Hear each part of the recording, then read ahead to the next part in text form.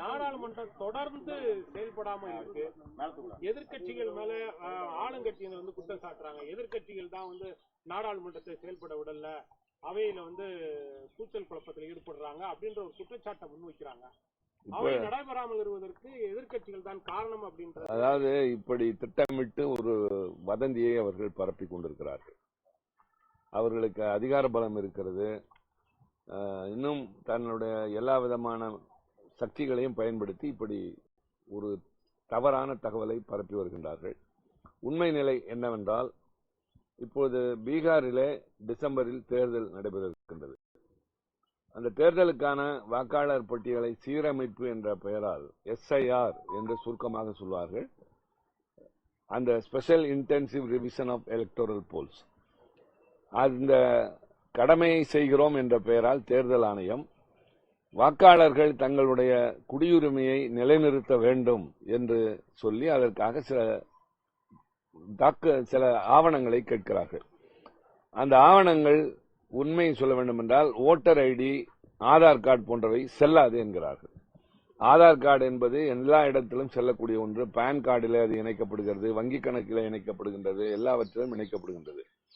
அதே மாதிரி அந்த ஓட்டர் ஐடி என்று சொல்லக்கூடிய வாக்காளர் அடையாள அட்டை என்பது தேர்தல் ஆணையம் வழங்கியது.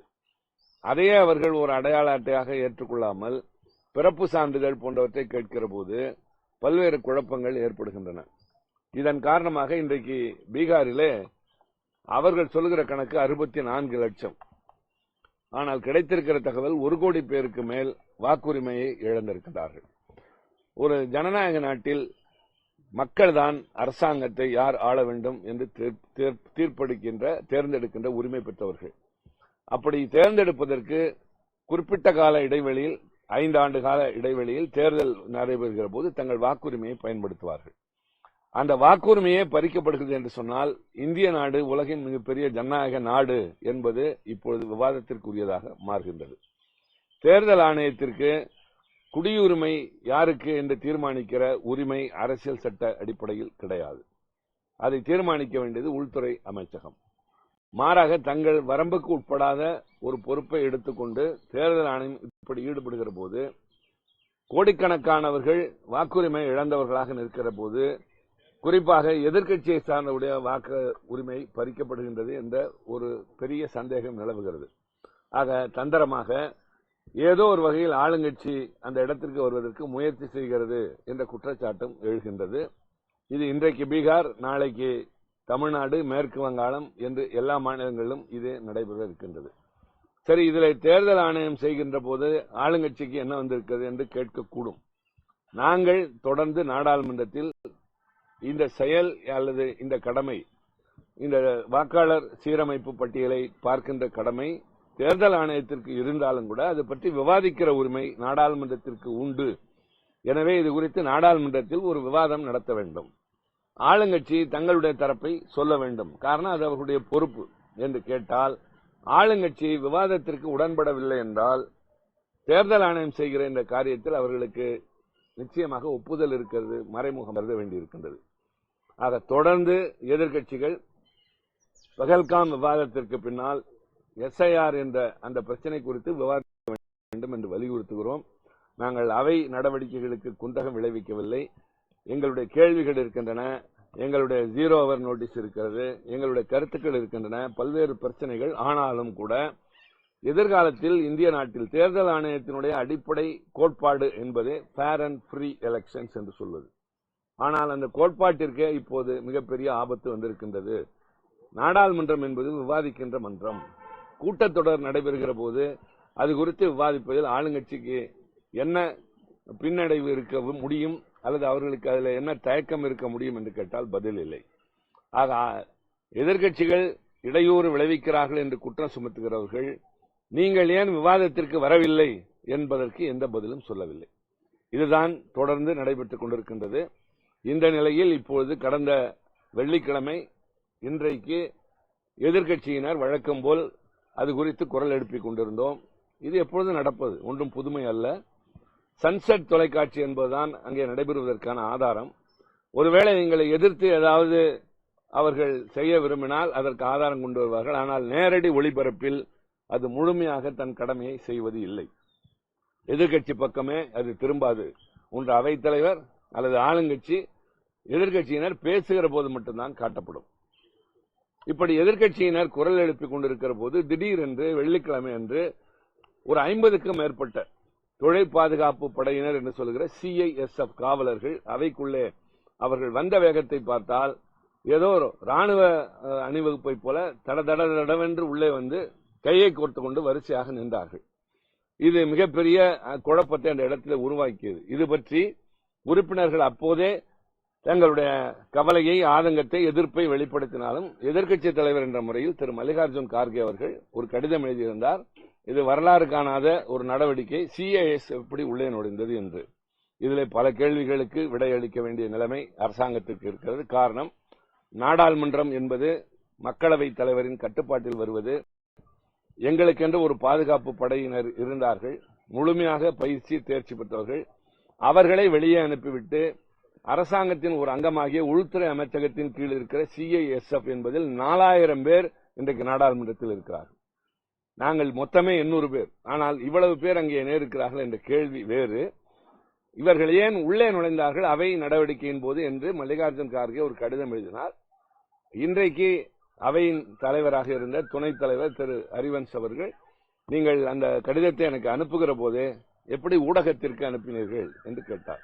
அதில் ஒன்றும் தவறில்லை. இது ஒன்றும் ரகசிய பாதுகாப்பு பிரமாணமும் அல்ல, அரசாங்கத்தின் தொடர்பானதும் அல்ல.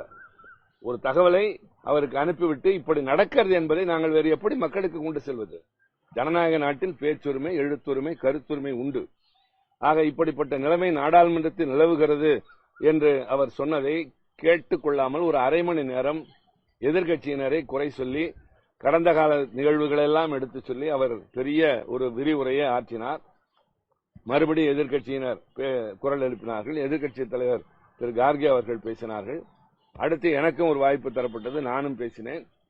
அடுத்து திடீரென்று பார்த்தால் அவைக்குள்ளே ஒரு 50-60 பேர் வழக்கம் போல் உள்ளே நுழைந்து பெண் உறுப்பினர்கள் குரல் எழுப்பிக் கொண்டிருந்தவர்களை உள்ளே விடாமல், நான் ரொம்ப வேதனையோடு சொல்கிறேன், எனக்கு தெரிந்த இந்த நாடாளுமன்றத்தில் ஒரு உறுப்பினர் என்பவருடைய மேல் கை கூட பட்டுவிடக் கூடாது என்று காவலர்கள் கண்ணியமாக நடந்து கொண்ட காலம் ஒன்று உண்டு. ஆனால் இன்றைக்கு ஒரு பெண் உறுப்பினர்களை அங்கே இருக்கின்ற அந்த காவலர்கள், ஆண் பெண் காவலர்கள், ஏதோ சாலைகளை நடைபெறுகிற மல்லுக்கட்டை போல, சாலைகளை போராட்டம் நடத்துகிறவர்களை குண்டுக்கட்டாக இழுத்துச் செல்வதைப் போல அவமானப்படுத்தியது. அவர்களை அந்த இடத்திலே நடத்திய முறை என்பது முற்றிலும் ஏற்றுக்கொள்ளப்பட முடியாத ஒன்று. நாங்கள் இது குறித்து குரல் எழுப்பியது மட்டுமல்ல, கவலையும் தெரிவிக்கிறோம். நாட்டு மக்களுக்கு தெரிவிப்பது, எதிர்க்கட்சியினர் என்பவர்கள் யாராக இருந்தாலும், பாரதிய ஜனதா கட்சி எங்கள் வரிசையில் இருந்தபோது இதே காரியத்தை இன்னும் வேகமாக செய்திருக்கிறார்கள். தங்களுடைய கோரிக்கைகள் நிறைவேற பெறாத போது அவர்கள் எதிர்த்து குரல் எழுப்புவது, அவைக்கு சில நேரங்களில் அது இடையூறாக இருக்கிற போது ஒத்தி வைப்பது என்பதெல்லாம் தொடர்ந்து நடைபெறுவது. இது ஜனநாயக நாட்டின் இயல்பான ஒன்று.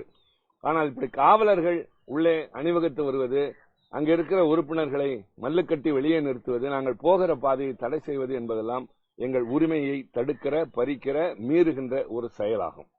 நான் பேசுகிற போது கூட சொன்னேன், பகத்சிங் நாடாளுமன்றத்திலே குண்டு வீசியதற்கு அடுத்த நாள் காவலர்கள் அதிகமாக உள்ளே அணிவகுத்து வந்தபோது அப்போது அவையின் தலைவராக இருந்த விட்டல்பாய் பட்டேல் என்பவர், சர்தார் வல்லபாய் பட்டேலுடைய சகோதரர், இந்த காவலர்களை யார் உள்ளே அனுப்பியது, என்னுடைய அனுமதி பெறாமல் எப்படி உள்ளே வந்தார்கள் என்று கேட்டுவிட்டு உள்துறை அமைச்சரை பார்த்து, நீங்கள் உடனே அவர்களை வெளியேற்ற வேண்டும், இல்லாவிட்டால் உங்களை வெளியேற்றுவேன் என்று வரலாற்று ஆதாரம் இருக்கின்றது.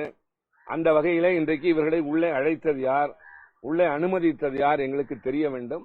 வருகின்றவர்கள் எங்களை இப்படி அவமான குறைவாக நடத்துகிறார்கள் என்று எவ்வளவோ குரல் கொடுத்தோம். ஆளுங்கட்சி வேடிக்கை பார்த்தது. அவைத்தலைவர் தன்னுடைய பாணியிலேயே நடந்து கொண்டிருந்தார். நாங்கள் குரல் எழுப்பினோம், தொடர்ந்து குரல் எழுப்பினோம். அது கூச்சலாக கருதப்பட்டது, வெளியே வேறு மாதிரி சித்தரிக்கப்பட்டது. ஜனநாயகத்தை காக்க ஒரு விவாதம் நடத்த வேண்டும் என்ற கோரிக்கைக்காக எதிர்க்கட்சியினர் தொடர்ந்து போராடி வருகிறோம். ஆனால் வெளியிலே எங்களுக்கு சூட்டப்படுகிற பெயர் இடையூறு விளைவிக்கிறோம், ஜனநாயகத்திற்கு விரோதமாக நடந்து கொள்கிறோம் என்று. இது முற்றிலும் தவறான ஒன்று.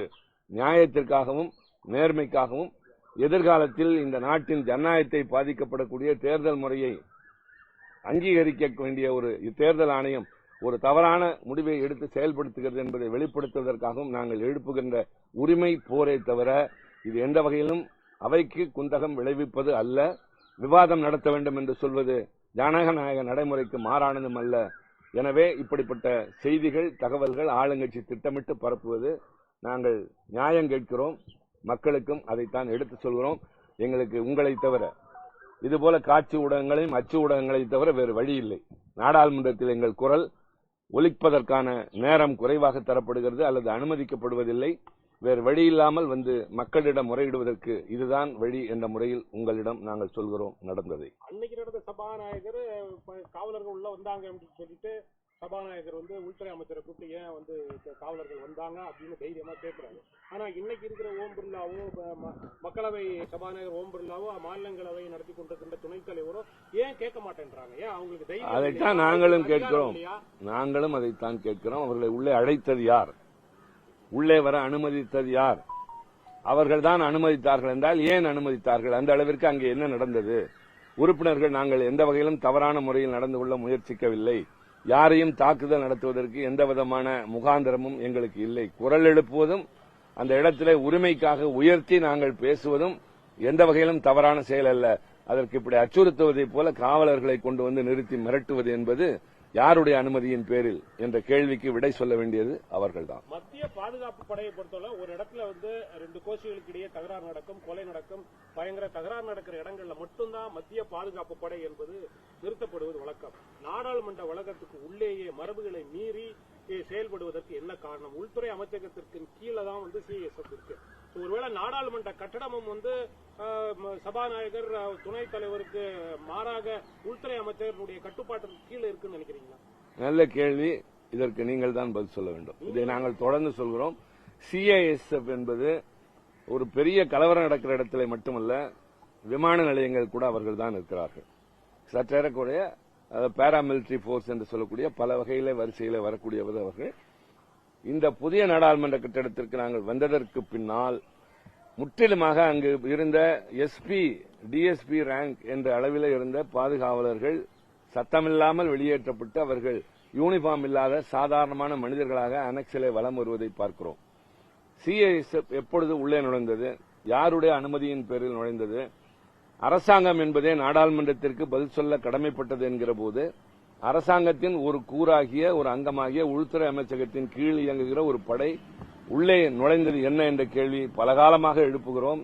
இதுவரை விடை கிடைக்கவில்லை. வெளியே உலவிக் கொண்டிருந்தார்கள். இப்பொழுது மார்ஷல் உடையிலே உள்ளே நுழைகிறார்கள். இன்னும் என்னவெல்லாமோ நடக்கும். இந்தியா எங்கே போய்க் கொண்டிருக்கிறது? போராட்டங்களை ஒடுக்கும் சிஎஸ்எஃப் கொண்ட போலீசாரை வைத்து ஒடுக்கும் அரசு எம்பிக்களையும் வந்து இது போன்ற போலீசாரை வைத்து ஏன் அடக்குமுறைக்கு கையாளுகிறது? இந்த கேள்வியைத்தான் நாங்களும் கேட்கிறோம். அதைத்தான் நான் உச்சமாக சொன்னேன். இந்தியா எங்கே போகிறது? இந்த நாட்டின் ஜனநாயகம், பாராளுமன்ற ஜனநாயகம் பெரிய கேள்விக்குறியோடு தொங்கிக் கொண்டு நிற்கின்றது. தேங்க்யூ.